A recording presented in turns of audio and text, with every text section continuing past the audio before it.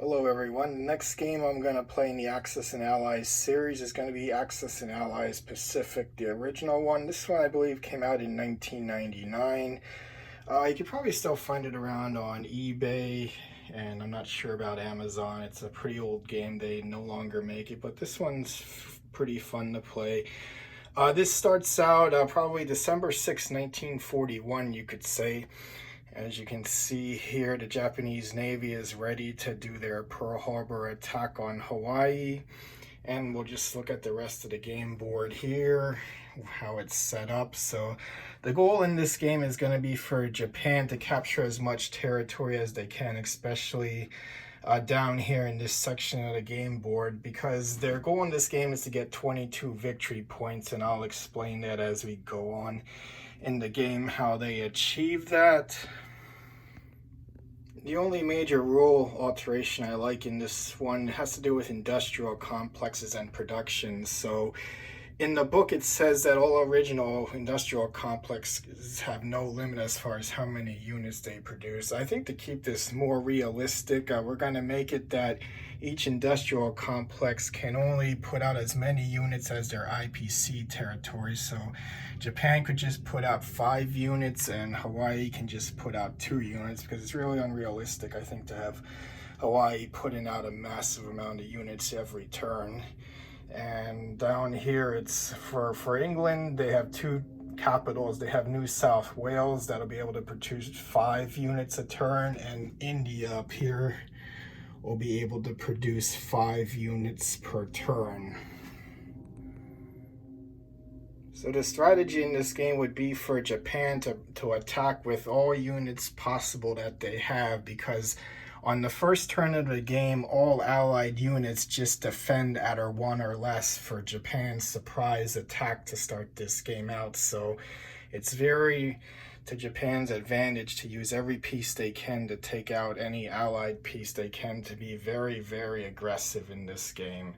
Because as the game goes on, it's pretty much impossible to take a capital like India, Australia, or the United States. The only thing they can possibly do is just hold the territory around here, so they're able to get 22 victory points. And how that works is for every 10 IPCs they have at the end of their turn, they get 1 victory point. So if they have 29 IPCs, they get 2 victory points per that turn. So they have to somehow get up to 22 to declare a victory in this game. And that's really the only possible way that they can get victory in this game. As you can see, with the United States starting out at 55 on their land territory, and 75 is what their IPC initial production is. It's pretty much impossible to take out the United States, as well as either one of the India or the Australia capitals. So we'll go ahead and start this game here, and we'll go through some of the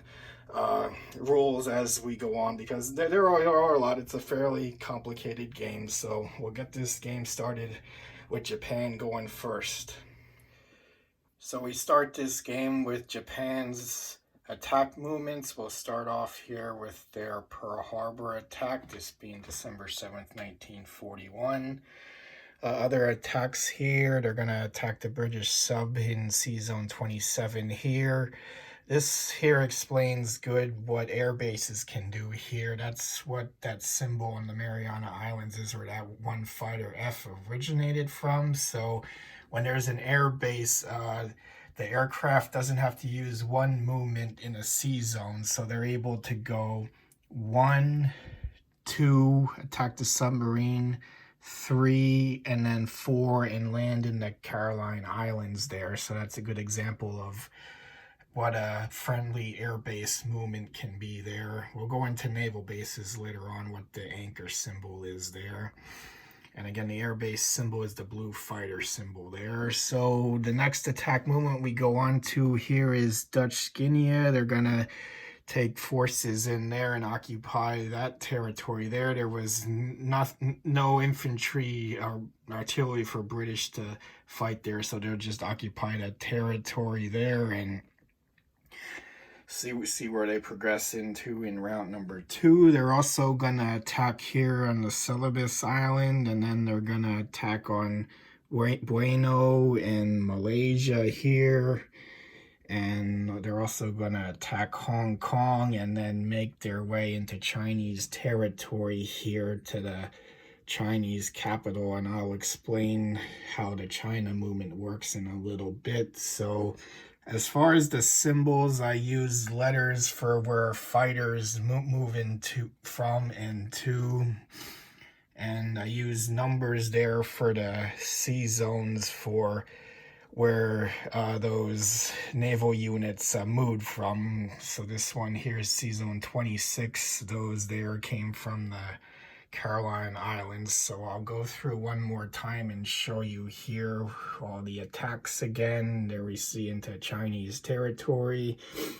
Down here to Malaysia, the naval forces are going to be attacking those British naval forces, and then they're also going to use some fighters there to attack Malaysia there. And again, all the allied units only defend at a one or less in this turn. Future rounds, they go back to their normal defend values. So there we see the Philippines attack over here on the Indonesia territories, and once again we see Pearl Harbor there, the attacks. So we'll show you how this all works out. So we pick up at the end of Japan's turn, round number 1. Here we see the results of the Pearl Harbor battle with all the U.S. naval units being destroyed there. I will show you the example here of what these convoy senders do that you see there. That's the Hawaiian convoy.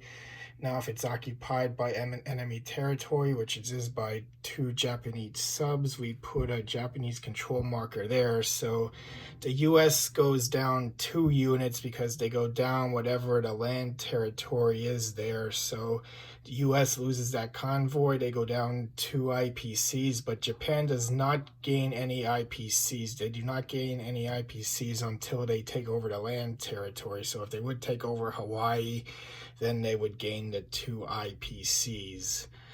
We continue to battle. The British sub did survive the attack there by submerging. We see the Philippines get taken over by the Japanese there, so that puts the U.S. down 5 total IPCs. Let's see here. We see Japan. They occupy Dutch New Guinea. They gain 1 unit there, IPC unit. They take over Borneo there, gaining 3. They take over Malaya, gaining 4 there.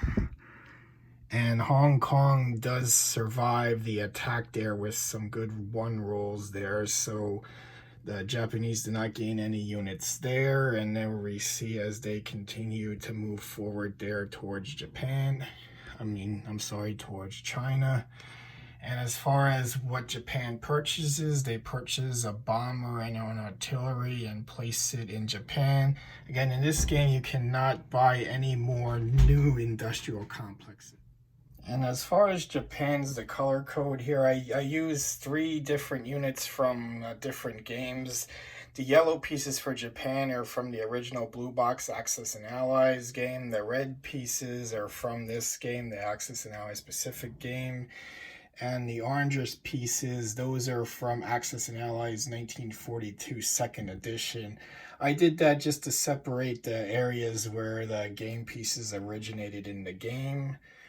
So that puts us at the end of Japan's turn, and we'll now move on to the British turn, which is combined India and Australia, and I'll go over how this pans out.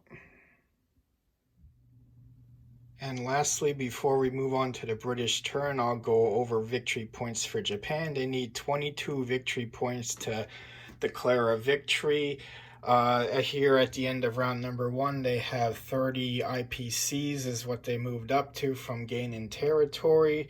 So that gives them 3 IPCs, and we see from the book here, it explains it. Accumulate 22 victory points to win. Japan scores 1 point for each 10 IPCs collected at the end of its turn. So that's not at the end of the total round, but at the end of Japan's turn, to make that clear.